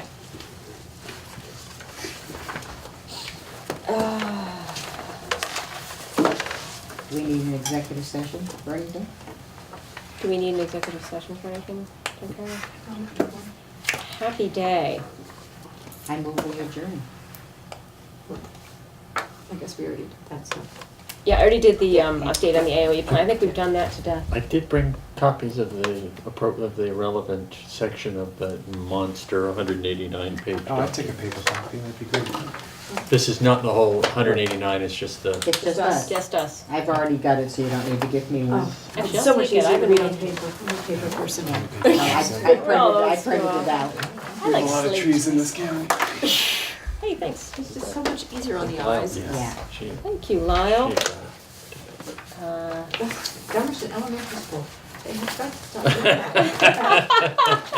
that. Now you're really peeved And about they've the got to take agency the as east well. off of it too. Well, inevitably, it comes from the state, any surveys, Dummerston schools, as though we're still an Yes. east and a west school.